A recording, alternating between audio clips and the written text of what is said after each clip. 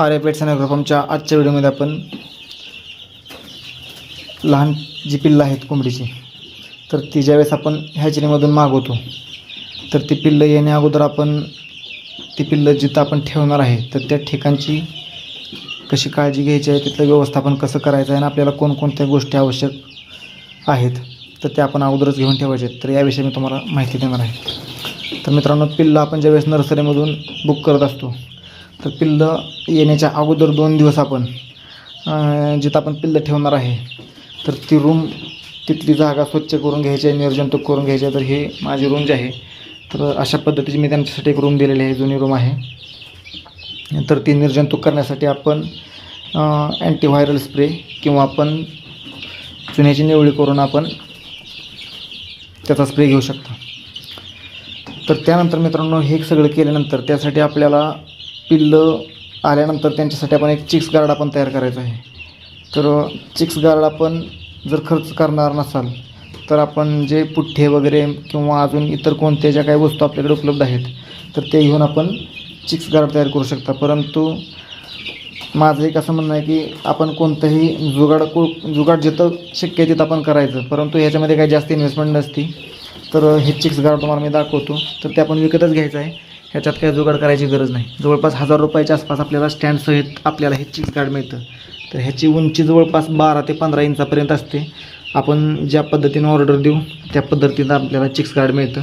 तर हे एकदम लवचिक असते, PVC मटेरियल असतं. तर हे चिक्स गार्ड आपण घेऊन ठेवायचं आहे. पोल्ट्री इक्विपमेंट जिथं मिळतात तर तिथून आपण घ्यायचं आहे. त्याच्याबरोबर अशा पद्धतीचे स्टँड मिळतात. तर जवळपास 500 पिल्लांना पुरेल एवढं चिक्स गार्ड मिळतं. जवळपास त्याची 30 फुटापर्यंत त्याची लांबी असते.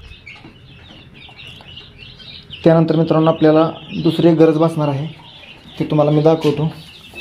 तर याच्यामध्ये बुसकट आहे जे चुरमुऱ्याच्या भट्टीमध्ये मिळतं. ह्याला वेगवेगळी नावं आहेत. तर ह्याला साळ किंवा तुस असं काही म्हणलं जातं. तर अशा पद्धतीचं बुसकट आपण जिथं चुरमुऱ्याची भट्टी वगैरे असते तर तिथून आपल्याला आणायचं आहे. एक जरी आपण गोनपाटेक आणलं तरी आपल्याला पुरेसं आहे. सुरुवातीला 200 रुपयाच्या आसपास याची किंमत बसते. प्रत्येक ठिकाणी याची वेगवेगळी किंमत असू शकते. तर हे एक आपल्याला लागणार आहे. त्याचबरोबर मित्रांनो, आपल्याला ड्रिंकर लागणार आहेत. तर ड्रिंकर मी तुम्हाला दाखवतो. आता पिल्लं थोडी मोठी झाली त्यामुळे साईडला काढलेलं आहे ड्रिंकर. तर अशा पद्धतीचे जे ड्रिंकर आहेत तर हे चिक्स ड्रिंकर आपल्याला आणायचे आहेत. त्याचबरोबर त्याच्यामध्ये आपल्याला त्याच्यासहित स्टँड मिळतं. तर ते स्टँड पण आपण घेऊन यायचं आहे. तर हे ड्रिंकर आपल्याला जवळपास 100 पिल्लांना एक ड्रिंकर आपण ठेवला तरी चालू शकतो आहे. त्यानंतर आपल्याला फिडर आणायचे आहेत. तर हे बघू शकता, हे फिडर आहेत.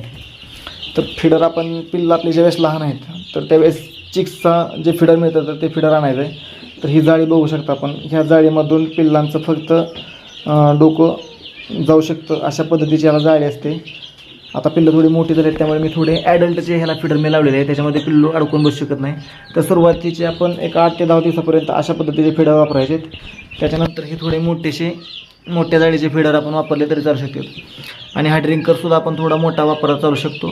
जवळपास एक 12 ते 15 लिटरपर्यंत याच्यामध्ये पाणी बसू शकतं. तर हा सुद्धा आपल्याला एक ड्रिंकर लागणार आहे. हा मोठ्या साईजचा ड्रिंकर आहे, हा छोट्या साईजचा ड्रिंकर, हे छोट्या साईजचं फिडर आणि हे थोडं मोठ्या साईजचं फिडर. तर हे सुद्धा आपल्याला लागणार आहे.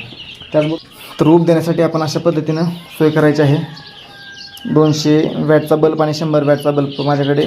थोडी सध्या थंडी असल्यामुळे मी त्यांना काय केलेलं आहे, पिल्लं 200 आहेत पण मी त्यांना सध्या 400 वॅट बल्ब दिलेला आहे. रात्री मी 400 वॅट देत असतो आहे आणि दिवसा मी फक्त 100 वॅट बल्ब देतो. तर अशा पद्धतीनं आपण आपली जशी रिक्वायरमेंट आहे पिल्लांची, पिल्लं जर गारठून बसत असतील तर आपण एखादा बल्ब वाढवायचा आहे. किंवा ह्याच्यामध्ये अजून एक वेगळं दबगडीसारखं मिळतं. तर त्याची जवळपास एक 2300-2400 रुपयाच्या आसपास किंमत असते. तर त्याला हिटिंग कॉईल येते. तर एवढी इन्व्हेस्टमेंट करण्यापेक्षा आपण ह्याच्यावरती सुद्धा आपण काम चालवू शकता. तर आपल्याला जाणवून येतं. आता सध्या ह्याची मी थोडा दुपारचा टायमिंग आहे. तर हीट जास्त झाल्यानंतर पिल्लं काय करते, चोच उघडून श्वास घ्यायला चालू करते. तर तशा वेळेस आपण बल्ब बंद करायचा आहे. रात्रीच्या वेळेस जर थोडी थंडी असते तर त्यामुळे आपण रात्री थोडी हीट ह्यांना जास्त दिली तरी चालू शकते. त्यानंतर लागणारी अजून एक गोष्ट म्हणजे ह्यांना आपण खाद्य कोणतं द्यायचं आहे.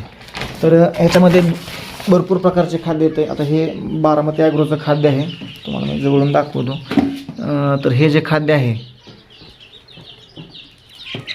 हे बघा, हे जे खाद्य आहे तर हे प्री स्टार्टर आहे. ह्याच्यामध्ये प्रोटीन कंटेंट जास्त असतो आणि हे थोडं साईजला लहान असतं.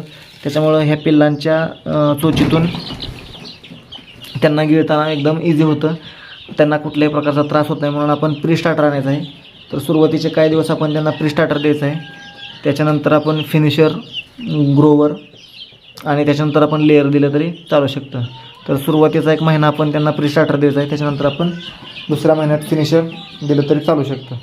तर अशा पद्धतीचं आपण खाद्याचं सुद्धा आपण नियोजन अगोदरच करून ठेवायचं आहे. प्री स्टार्टरची 50 किलोच्या आसपासची जी बॅग आहे तर ती 2150 रुपये सध्याचा रेट आहे. त्यानंतर आपल्याला काही कॅल्शियम मल्टीविटॅमिन लागणार आहे तर ते सुद्धा मी दाखवतो तुम्हाला. तर हे आहे मित्रांनो लिव्ह स्ट्रॉंग म्हणून आहे. तर हे लिक्विड फीड सप्लिमेंट आहे. तर हे लिव्हरचं काम करतं. तर हे लिव्हर टॉनिक आहे. हे कोणत्याही पक्ष्यांना, प्राण्यांना चालू शकतं. तर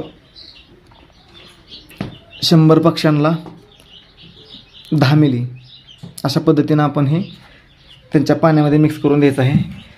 तर हे लिव्हर टॉनिक आहे.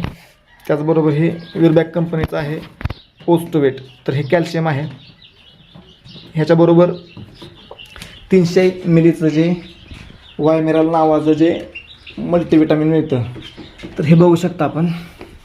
तर हे 300 मिली वायमिरल आहे आणि हे ओस्टोवेट.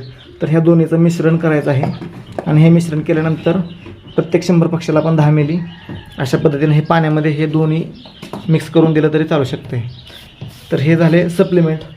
तर त्याचबरोबर त्यांच्यासाठी काही अँटीबायोटिक वगैरे आपल्याला लागणार आहेत.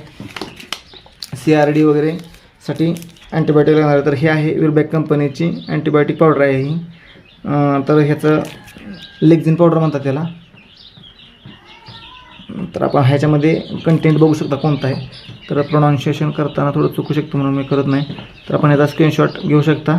तर ह्याच्यामध्ये हा कंटेंट आहे. त्याचबरोबर टेट्रासायक्लिन नावाची एक सुद्धा अँटीबायोटिक पावडर मिळते. तर ती सुद्धा आपण आणून ठेवायची आहे. आणि त्याचबरोबर CRDमध्ये अजून एक चांगला अँटीबायोटिक आहे. तर त्याचं नाव आहे, तुम्हाला मी त्या तुम्हाला प्रत्यक्ष दाखवतोच. तर हे आहे बघा, एनरोफ्लॉक्सासिन ओरल सोल्युशन. तर हे 100 मिलीची बाटली आपल्याला जवळपास 150 रुपयापर्यंत मिळते. तर हे सुद्धा आपल्याजवळ एक ठेवायचे आहे. तर हा अँटीबायोटिकचा कोर्स जर आपल्याला पक्ष्यांमध्ये जर सर्दी वगैरे जाणवली तर आपण हा 100 पक्ष्यांमध्ये आपण 10 मिली त्यांच्या पिण्याच्या पाण्यातून द्यायचा आहे. तर हा 5 दिवसाचा कोर्स करायचा आहे. तर हे सुद्धा आपण जवळ ठेवायचं आहे. तर अशा पद्धतीनं आपण पिल्लांचं 1 महिन्यापर्यंत ह्या सगळ्या गोष्टी जर आपल्याकडे असतील तर जवळपास आपण 1 महिन्याचं पिल्लांचं चांगल्या पद्धतीनं नियोजन करू शकतो. तर मित्रांनो, पोल्ट्रीविषयी जर अजून नवीन व्हिडिओ पाहायचे असतील तर Arya pets and agro farm या चॅनलला सबस्क्राईब करा. अजून कोणत्या विषयावरती जर आपल्याला व्हिडिओ पाहायला आवडत असेल तर कृपया आपण त्या पद्धतीनं मला नाव सजेस्ट करा. मी तर त्या विषयावरती व्हिडिओ बनवण्याचा प्रयत्न करेन. भेटूया एखाद्या नवीन व्हिडिओमध्ये नवीन विषयासह. तोपर्यंत धन्यवाद मंडळी.